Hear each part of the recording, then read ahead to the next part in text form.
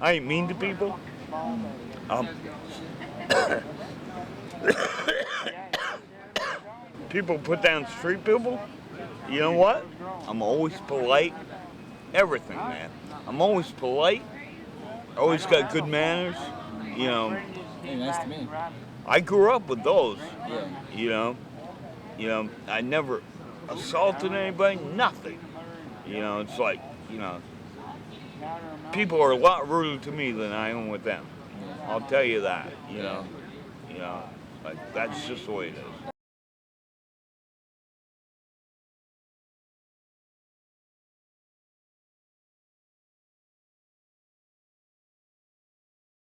Chad. Chad. I'm gonna interview Chad real quick. So, you wanna pick me up at the park? My name is Larry. My name's Carl. Carl Burnett. Richard. Richard. About 4 years. Yeah. I've been here 2 summers. 2 summers. I've been here 15 months. 15 months. I was born here. Oh, right. I live in Burlington. I was born here, but I just got here. I never lived here before, but I'm gonna retire here. I'm homeless right now because I got 15 more months before I get my Social Security, and the people in this city are so generous. He usually sits around. I walk around quite a bit. I go from the beach to here probably at least 15 times a day. I have something he doesn't have. You know what that is? I was once young, like he is. He not old yet. No, me young. Isn't that comical? But we're best friends. Oh, yeah? There's 3 things that homeless people have to deal with every day. I'll tell you what they are. Hungry, tired, and lonely. And you said you're gonna be homeless tomorrow again? Yeah, I'm renting a room right now. I've been there for, I think this is my 3rd week. I was there 3 weeks altogether. But I'm choosing to go back to camp in the woods for a while right now. I was doing Adderall. This fucking man used to be a Percocet, junkie. I know, I'm not a junkie. Never did that. Never You know shot what I'm myself saying. up, but I mean, I did a lot of pills. You're not You're like doing you better. used to be. You're doing better. So I'm just trying to survive out on the streets. The cops are harassing me. They all know me. They're just harassing me all the time. I can't even lay my head anywhere without no trespassing. It's like. You've been here your whole life? Pretty much. I lived up north for a while. I got nailed for a DUI.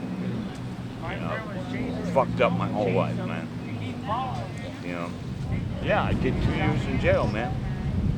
2 years in jail, a year on the house arrest, a year of good time.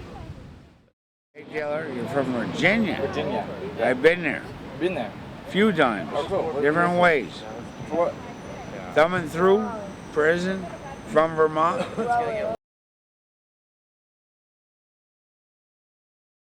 There ain't no affordable, housing. So I live on the streets basically. Yeah. The homeless community are taking care of me. We got 3 free meals here a day. Man can't starve here. I just want a hot dog. But anyway, Yeah, motel if you can afford it. It's like how can I afford it, man? I'm out on the street. I'm living alone. My name's Tim Coleman, and I work for COTS. Been here for 26 years. I coordinate the nighttime shelter, the overflow shelter, the drop-in center, outreach, and transitional housing. We say the main goal is to end homelessness, but that seems to be quite a difficult goal given the lack of jobs, the lack of education, and the lack of availability or ability for someone to take care of themselves. Over the years, people would come to the shelter for 2 weeks and they'd be gone, and that'd be it. You'd never see them again. The drop-in center offers case management services, lunch, access to voicemail, access to, well, right now we're figuring out the protocol for showers if you're not staying at the shelter because of bed bugs. Bum, bum, bum, bum. But before that, we offered showers 2-3 times a week at the shelter, even if you weren't staying there, as long as you could show up sober so you get your stuff done. We're in the process of possibly renovating this building where we'll be able to have a washer, dryer, and showers on site. And you use those as a means to try to get people to start the beginning of taking care of oneself. Even if someone's being self-destructive, if they want to wash their clothes or they want to take a shower, well, that's a step in a healthier direction. Well, I think it depends on who the person is, how they're acting. I mean, I see the police continually pick up folks who are totally wasted out of their brains on alcohol or drugs, and they're very professional and very patient with folks that are doing this on a regular basis because that's their charge. That's what they need to do. Police have been very supportive to us and the clients that we serve, and try to watch out for people, and for the most part are very, very patient. Once in a while something happens, and I mean, because I've been here for 26 years, I can call up the chief or the assistant chief and go, hey, could you look into this? This wasn't cool. And they do, and the police officers talk to, and so I think the police have a challenge because they're here to supposedly protect and serve. So while somebody's robbing something, you've got 2 officers, the fire department, and an ambulance responding to somebody who, once again, has drank himself into oblivion. It's a network. It's a network. Yeah, do you guys just tell everybody? Yeah. Everybody just kind of tells everybody. We all talk. We all talk.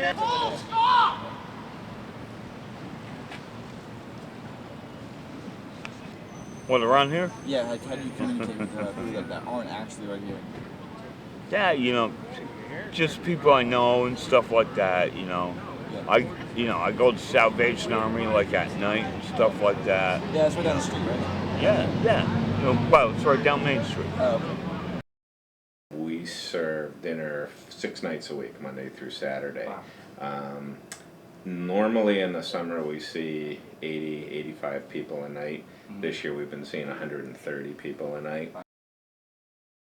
We don't ask people if they're homeless or what their situation is because we want them to feel comfortable. Yeah. I would say of the 130, probably a third are homeless.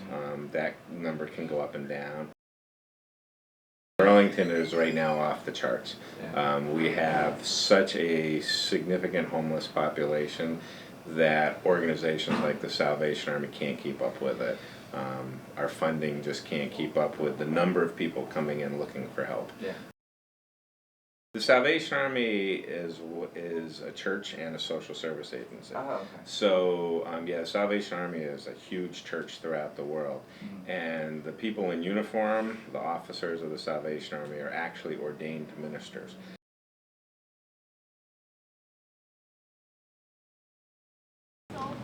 I used to think about that too. I used to drive by street people. When I had my own job, I said, God, why don't they get a job? Well, I know why. I know why now. It's not fucking easy, man. I'll tell you that. It's not easy. I'm telling you to try to get a job. Like, I just try to get a job interview and everything, but how it's so damn hard because I don't have showers and all this other stuff. And it's like my attitude's like I went to the interview, they totally wanted me, but then I just blew it off.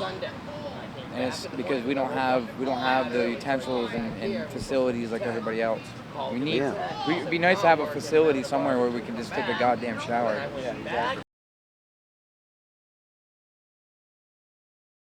No? No? No? They like to give me some shit and say hi, but they don't bother me. Are there a lot of cops here? Like, is there a certain time you guys have to? Yeah, you can hang out here and the cops will bother you. Yeah. They don't really bother me when I'm here. They don't really bother me much until I'm with him. And he's like half in the bag. They do, but they're kind of nice about it. I've never been maced or anything like that, but they're pretty nice about it. But it's like they don't tolerate me. It's like, shit, I grew up here. Oh yeah. Yes. Yeah, some of them like to push their weight, and some of them are pretty cool.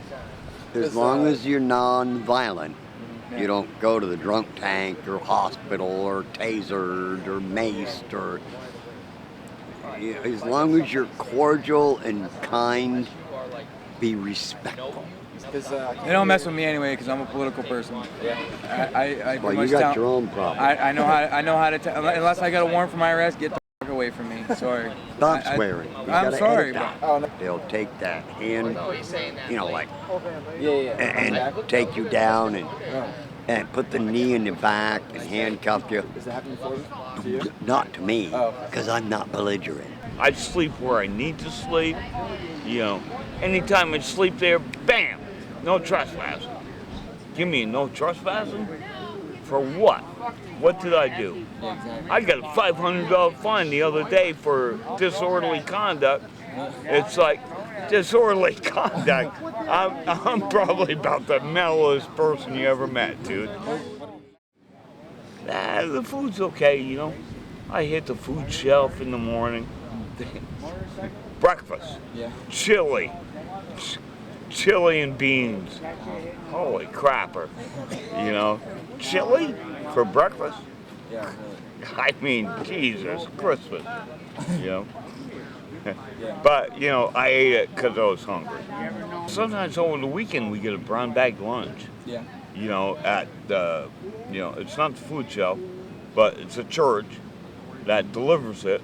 It's, you get a brown bag lunch. You get hard-boiled eggs. Yeah. You get a sandwich. Something like that. Which is way cool. I never complain about food, man. Yeah, exactly. Never. Yeah. Today is Tuesday, and at 6 o'clock I have 5 churches that come up and we have a Bible study here. Tuesday, yeah. Wow. They bring us down sandwiches, bag lunches that you're talking about, water, blankets, jackets, socks, hygiene products, Bibles, and little jacks. The number of homeless people mainly homeless families, has been increasing dramatically, even more so than homeless individuals, which I think surprises people because there is a stereotypical view of someone who's homeless being often an older man, sometimes with substance abuse problems or mental health issues, and they think that that kind of street homelessness is what homelessness is. I think at last count, the percentage of people who are homeless in Vermont was 25% of them were children under 18. No, we're the bank, so we really haven't. Our programs, again, who's living in the housing that we financed, absolutely a lot of them were homeless or would be homeless, but for the low-cost housing that we provide. But we don't offer any cash assistance or benefit programs. The state agency, Human Services, really takes the lead on a lot of that. How do y'all communicate? I don't really do the homeless shelter. Never have. I used to live above the homeless shelter in an apartment building before they were one. Yeah. But now the shelter and the whole building are one. It's a crummy thing what they did. Yes, COTS, great program. Do you guys do anything with them? We don't really do anything directly. We're supportive of each other, and they'll send. They don't have a feeding program, so a lot of the people at COTS will come here every night for dinner. Oh wow. And that type of thing. So they provide a place to stay. We provide a meal. Well, the Salvation Army will provide free clothing to our folks, and they provide a meal 6 days a week for dinner. Yeah, but you have to understand. Way Station Cots. all over town. Yeah. They have a day station that the homeless people that live in their night station, the way station they call it, can go in the daytime so that they don't freeze to death up here. It gets very, very cold. Do you have a up car? here. Yep. I mean, COTS does provide that. I believe their day station, which is open when shelters are closed, I'm pretty sure they have some showers there, and they also let people receive mail there and have, you know, voicemails set up for people so that they can give an actual phone number to employers. So they, you know, people do realize that, service agencies do realize that and have worked to overcome that. But if, I mean, one of the drawbacks of being in a small state like Vermont is that if people are not affiliated with one of the very few number of agencies that provide homeless services, then they can't take advantage of those benefits. The winter's here? Yeah.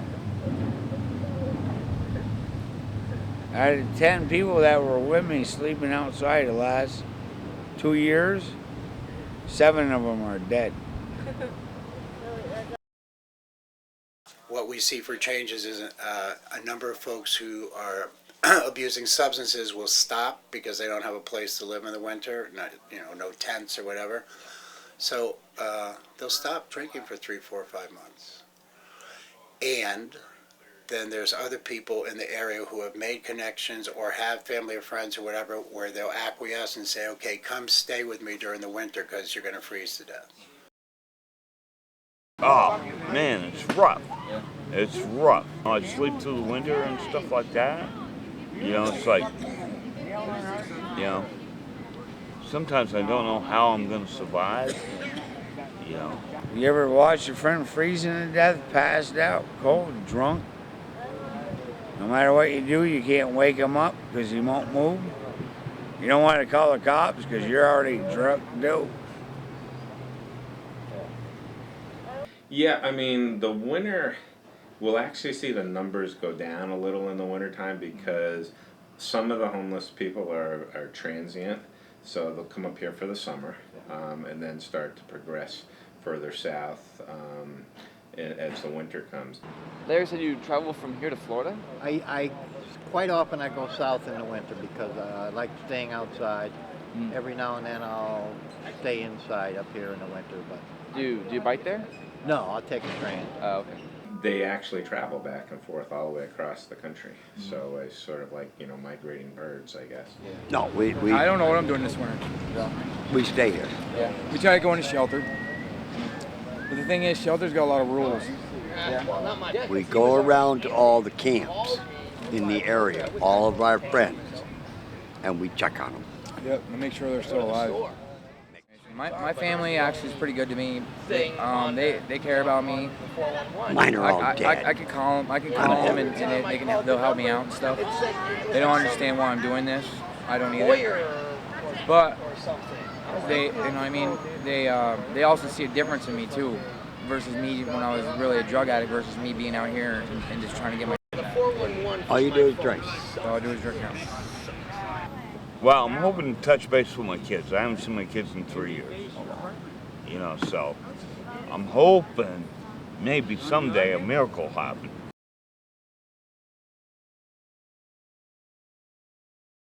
My girl, where will you go? Now that I'm going where the cold wind blows. In the pines, where the sun will ever shine, I would shiver the